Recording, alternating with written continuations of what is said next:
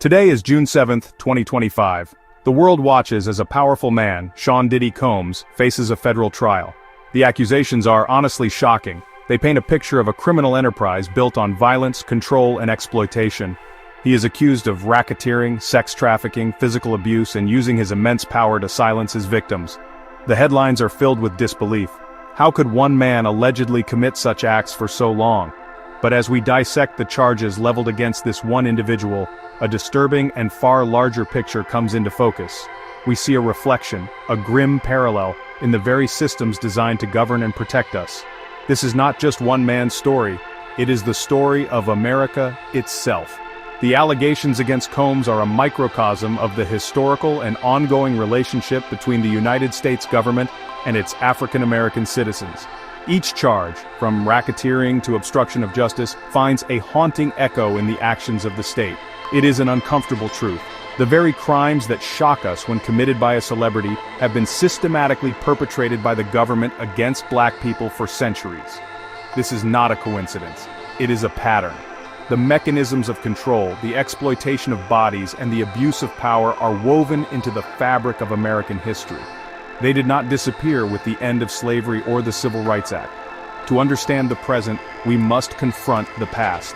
We must look at how systems like slavery, Jim Crow, and mass incarceration were not just social ills, but organized criminal endeavors. They were designed to extract wealth and labor through force and fear. This essay will draw a direct line from the accusations against a single powerful figure to the systemic crimes committed by the state.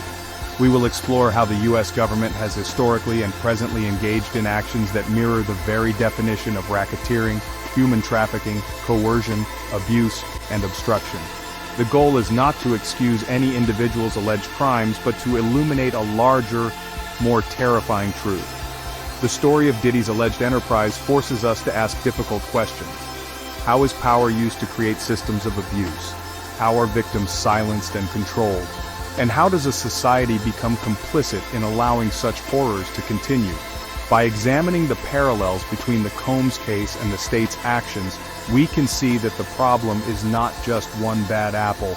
The problem is the orchard itself. The roots of this injustice run deep, connecting the cotton fields of the past to the courtrooms and prison cells of today.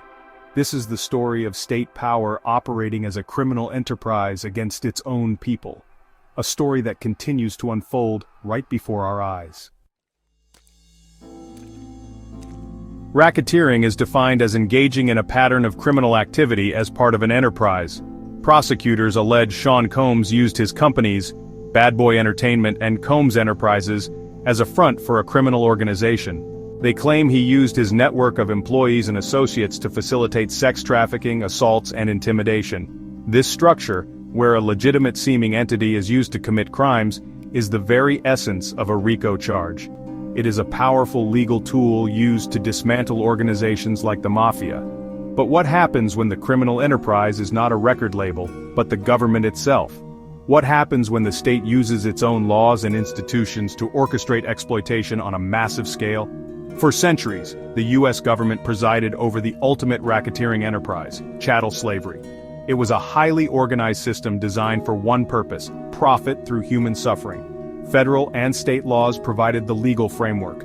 The courts enforced contracts for the sale of human beings. Law enforcement was tasked with capturing and returning escaped property.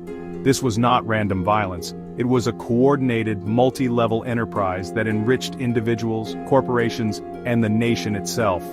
The government was not a neutral bystander. It was the architect, the enforcer, and the primary beneficiary of a criminal scheme that lasted for 246 years, a pattern of criminal activity that dwarfs any other in modern history. After the Civil War, the enterprise simply changed its name. Through systems like convict leasing and sharecropping, the state found new ways to continue the exploitation. The 13th Amendment famously abolished slavery, except as a punishment for a crime. This loophole was immediately exploited. Southern states enacted black codes which criminalized everyday activities for African Americans, such as unemployment or walking beside a railroad. This led to mass arrests. Black men, women, and children were then leased by the state to private corporations, mines, plantations, and railroads, where they were forced to work in brutal conditions, often until they died. The state acted as the broker, profiting from this new form of slavery. This pattern continues today through the war on drugs and mass incarceration. These policies have been described by scholars and activists as a modern-day racial caste system. Government agencies, from federal to local, have engaged in a coordinated effort that disproportionately targets and imprisons Black communities. The enterprise involves police, prosecutors, courts, and a massive private prison industry that lobbies for stricter laws to keep its beds full. Just as Combs allegedly used his business to facilitate crime, the state uses the justice system as the vehicle for an enterprise of social control and economic exploitation, a shocking and continuous pattern of state-sanctioned criminal activity. The allegations against Sean Combs include some of the most heinous crimes imaginable: sex trafficking and forced labor. Accusers claim he recruited and transported women across state lines for the purpose of sexual exploitation. They allege he used his power to force people to perform labor against their will, under the threat of punishment or career ruin. These accusations describe a world where human beings are treated as commodities, their bodies and labor stolen for the benefit of another. This form of abuse is deeply personal and horrific. Yet, it is a crime that the United States government once legalized, institutionalized, and perfected on a scale that is almost impossible to comprehend. The transatlantic slave trade was the largest and most brutal instance of human trafficking in world history. It was a government-sanctioned operation. European and American governments created the laws, funded the voyages, and provided the military protection for slave ships. Millions of Africans were kidnapped from their homes, chained in the holds of ships, and transported across an ocean to be sold into a lifetime of forced labor. This was not the work of a few rogue criminals. It was a global enterprise, a foundational pillar of the American economy, orchestrated and protected by the highest levels of state power. The government was the trafficker-in-chief. After emancipation, the trafficking and forced labor did not end. They merely adapted. The system of convict leasing, as previously mentioned, was a direct continuation. States would literally lease out their Black prison populations. A sheriff might arrest a Black man for a fabricated crime, a judge would sentence him, and the state would then sell his labor to a corporation for a fee. This was human trafficking, plain and simple, facilitated by the justice system. The prisoner was transported against his will and forced to work, often in conditions more deadly than slavery itself, since the lessee had no long-term financial incentive to keep the laborer alive. This was a state-run market for human bodies. The legacy of this forced labor continues in modern American prisons. The 13th Amendment's loophole is still in effect. Incarcerated individuals, a disproportionate number of whom are Black, are often forced to work for pennies an hour or nothing at all. They produce goods and provide services for state governments and private corporations, from manufacturing furniture to fighting wildfires. Refusing to work can result in punishment such as solitary confinement or the loss of privileges. While a celebrity is accused of forcing a few individuals into labor, the U.S. government and the states that comprise it compel hundreds of thousands to work under threat of punishment every single day, continuing a dark American tradition. A key element in the allegations against Diddy is the use of coercion and intimidation. Victims and witnesses claim he used a variety of tactics to maintain control and ensure silence. These include physical threats, financial ruin, career sabotage, and the strategic use of his powerful network to isolate and discredit anyone who dared to speak out. This is how a criminal enterprise protects itself. It creates an atmosphere of fear so profound that victims believe they have no way out and no one to turn to for help. This architecture of fear, built to control individuals, has been used by the American government to control an entire population for generations. During slavery, the entire legal and social structure was designed to coerce and intimidate. Slave codes were laws that stripped enslaved people of all rights, making resistance a crime punishable by torture or death. But the intimidation went beyond the law. The state sanctioned and empowered slave patrols, the precursors to modern police forces, to terrorize the enslaved population. They could stop, search, and brutalize any Black person, free or enslaved, with complete impunity. After the Civil War, this state-sanctioned intimidation continued through vigilante groups like the Ku Klux Klan, which operated as a de facto terrorist arm of the white supremacist power structure, often with the complicity of local law enforcement. In the 20th century, the tactics of intimidation became more sophisticated. The FBI's counterintelligence program, or COINTELPRO, was a secret and illegal project aimed at surveilling, infiltrating, discrediting, and disrupting domestic political organizations. It aggressively targeted black leaders and civil rights groups, from Martin Luther King Jr. to the Black Panther Party. The FBI used tactics straight from a crime boss's playbook, planting false stories in the media, forging letters to create internal conflict, and using illegal surveillance to gather information for blackmail. This was not about national security, it was about using the power of the state to intimidate and neutralize a movement for freedom. Today, these methods of coercion persist in new forms. Voter suppression laws, such as strict ID requirements and the closure of polling places in black neighborhoods, are designed to intimidate and disenfranchise black voters. Aggressive and militarized policing in these same communities creates a constant state of fear and anxiety, where any interaction with law enforcement can turn deadly. The surveillance of modern activists associated with groups like Black Lives Matter shows that the government continues to view black-led movements for justice as a threat to be monitored and controlled. The message, from the slave patrols to the present day, remains the same: step out of line, and the power of the state will be used to crush you. The civil lawsuits and criminal charges against Sean Combs contain graphic and disturbing allegations of physical and sexual abuse. Accusers describe brutal beatings, rape, and being drugged to facilitate sexual assault. A 2016 video released in late 2023 shows Combs violently attacking his then-girlfriend Cassie Ventura, providing a chilling visual confirmation of the type of abuse described in the lawsuits.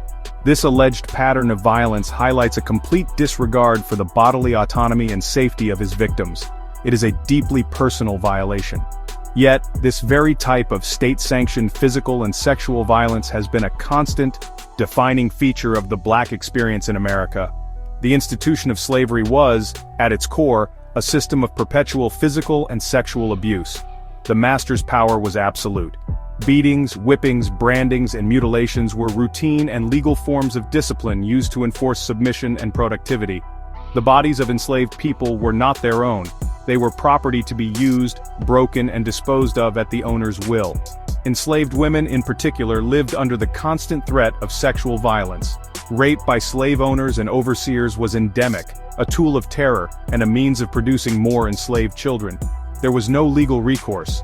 The state explicitly denied them the right to their own bodies. Even after slavery, state-sanctioned violence continued. The era of Jim Crow was defined by the spectacle of lynching, where thousands of black men, women, and children were publicly tortured and murdered by white mobs, often with the participation or tacit approval of local law enforcement. These were not secret acts, they were community events meant to terrorize the entire black population. In the 20th century, the abuse took on a clinical, scientific guise. The Tuskegee syphilis study, conducted by the U.S. Public Health Service from 1932 to 1972, is a horrifying example.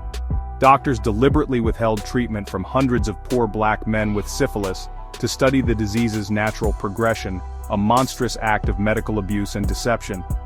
This legacy of state-inflicted violence is seen today in the persistent issue of police brutality. Countless videos have documented the use of excessive and deadly force by law enforcement officers against black Americans, often during routine traffic stops or mental health crises. These are not isolated incidents, but part of a pattern of violence that the justice system frequently fails to hold accountable. The physical and sexual abuse that Diddy is accused of inflicting on individuals is a terrifying echo of the widespread systemic abuse that the state has inflicted upon black bodies for centuries, treating them as objects to be controlled, violated, and discarded. Among the many accusations leveled against Sean Combs is the claim that he regularly used drugs as a weapon. Multiple lawsuits allege that he would drug his victims with substances like ecstasy or GHB to lower their inhibitions and make them more vulnerable to sexual assault. This tactic, involves the deliberate distribution of narcotics, not for recreation, but as a tool of incapacitation and control. It is a predatory act, turning a person's altered state into an opportunity for exploitation. It is profoundly shocking to imagine someone in a position of power using drugs to harm people. But what if the entity doing it was not just one man, but an agency of the United States government? In the 1980s, America's inner cities were devastated by the arrival of crack cocaine. The drug ravaged communities, particularly black neighborhoods, tearing families apart and fueling a massive spike in violence and addiction. For years, there were whispers and rumors on the street that the government was somehow involved.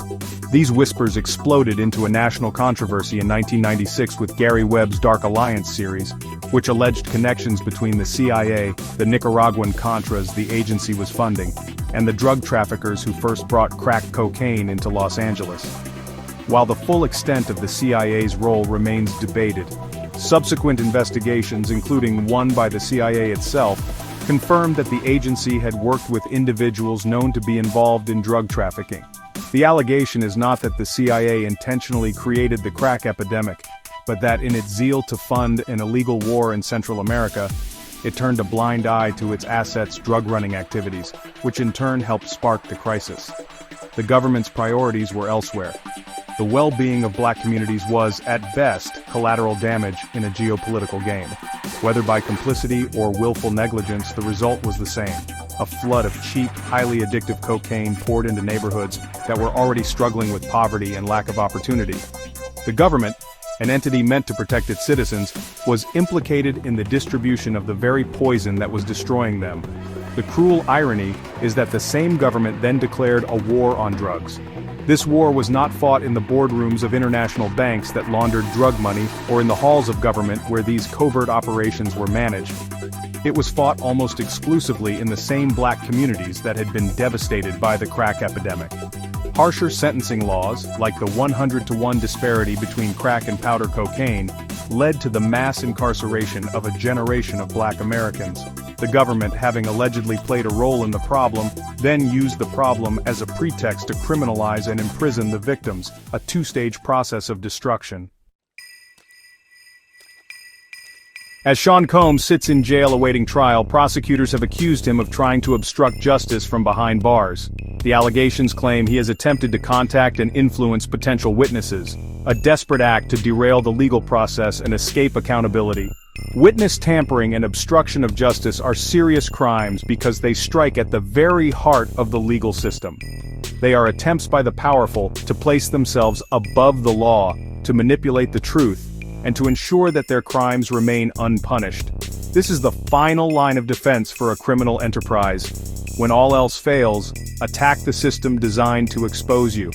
This pattern of obstruction has a long and sordid history within the United States government and its justice system, especially concerning crimes against African Americans. For generations, the system did not just fail to deliver justice, it actively worked to obstruct it. During the Jim Crow era, all white juries almost never convicted white individuals for violence against black people. Lynchings were public events, yet perpetrators were rarely arrested, and when they were quickly acquitted. Law enforcement officers, prosecutors, and judges were all part of a system that conspired to protect white supremacy. Evidence was ignored, witnesses were intimidated, and the law was twisted to guarantee impunity for the perpetrators. The fight to expose and overcome this obstruction has been a central struggle of the civil rights movement. Activists and journalists who dared to report on these atrocities, like Ida B. Wells and her courageous anti-lynching crusade, were themselves targeted. They faced death threats, their businesses were destroyed, and they were often forced to flee for their lives. The system did not just protect criminals, it actively attacked those who sought to bring them to justice. This is the ultimate form of obstruction, silencing the truth-tellers to maintain the criminal status quo. The state used its power not to find the truth, but to bury it. This continues today in the context of police misconduct. The blue wall of silence is a well-known unwritten code among officers to not report on a colleague's errors or crimes. Police departments have been caught repeatedly hiding or destroying evidence, giving false statements, and intimidating witnesses in cases of officer-involved shootings. Whistleblower officers who break this code often face retaliation and are forced out of their careers. The system is designed to investigate itself, a clear conflict of interest that frequently leads to obstruction and a lack of accountability.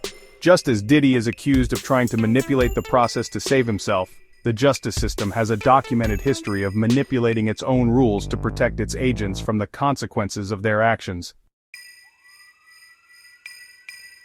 At the center of the Sean Combs saga is the theme of power.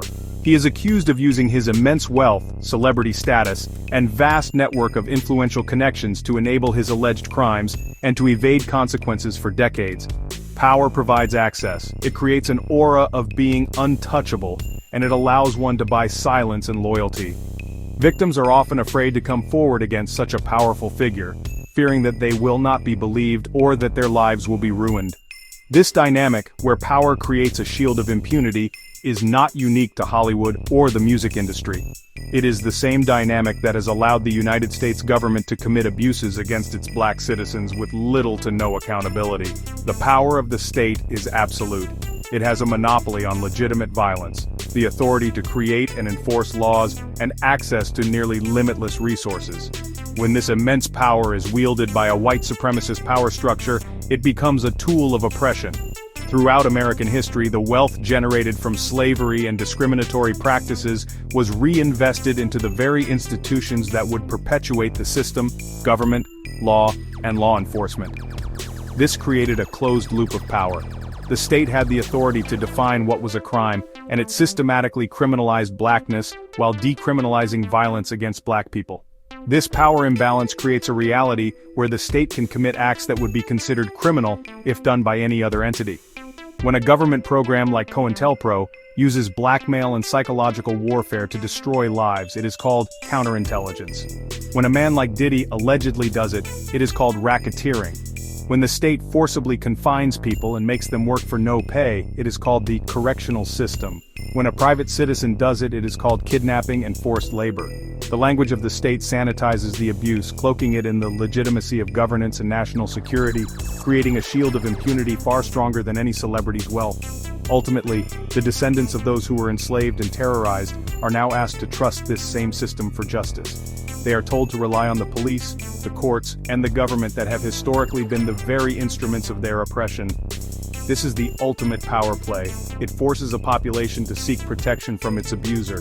The reason the allegations against a figure like Diddy resonate so deeply is that they expose this power dynamic in a way that is easy to understand. We see an individual who is allegedly above the law, but the larger, more frightening truth is that we live under a system that has, for centuries, operated as if it too is above the law. The federal trial of Sean Diddy Combs is more than just a celebrity scandal. It is a mirror held up to America. In the reflection, we see the grotesque silhouette of our own history. The allegations of a criminal enterprise built on exploitation, trafficking, violence, and intimidation are not an anomaly. They are an echo. They are the concentrated, privatized version of a business model that the United States government has employed against African Americans since its inception. From slavery to Jim Crow, from COINTELPRO to the war on drugs, the pattern is undeniable. The state itself has acted as a racketeering enterprise, using its power to traffic, abuse, and control a targeted population for profit and social dominance. We have connected the dots. The charge of racketeering mirrors the organized exploitation of slavery and convict leasing. The charge of human trafficking reflects the state-sanctioned buying and selling of black bodies. The charge of coercion finds its parallel in slave codes, lynchings, and voter suppression. The physical and sexual abuse alleged by Diddy's accusers is a haunting reminder of the daily violence of the plantation and the medical malpractice of Tuskegee. The alleged use of drugs as a weapon echoes the government's complicity in the crack cocaine epidemic. And the charge of obstruction of justice mirrors a legal system that has historically protected perpetrators and silenced victims. This parallel is not meant to diminish the gravity of the accusations against Combs or the suffering of his alleged victims. On the contrary, it is meant to amplify our understanding of the injustice. It forces us to recognize that the horror is not just what one man may have done, but what our country has done and in many ways continues to do. The power dynamics that allegedly allowed one celebrity to operate with impunity for years are the same power dynamics that have allowed systemic racism to persist for centuries. The descendants of the enslaved are still navigating a landscape where state power can feel like a criminal threat rather than a source of protection. The story is not over. The trial of Sean Combs will have its day in court, but the trial of America is ongoing. The verdict is not yet written. Recognizing these shocking parallels is the first step toward a true reckoning. We must dismantle the idea that these abuses are relics of a distant past. They are present in our prisons, our polling booths, our police departments, and our courts. The injustice is ongoing, and the fight for true accountability for all perpetrators, whether they are celebrities or states, must continue. The echoes of history are loud, but the demand for justice must be louder. This chapter explores how the very point made throughout this video is the reason why the federal government is in no position to judge or prosecute Diddy. The United States government, through its history of disenfranchising the black community, has created the very conditions that give rise to individuals like Puff Diddy and others. In a society engineered by white supremacy, the black man has been left with limited options to rise to power. The methods black men have used to ascend should not be demonized or over-scrutinized given the the catastrophic suffering the black community has endured. Instead, we must recognize the context and history that shape these realities and question the legitimacy of a system that seeks to judge those it has systematically oppressed.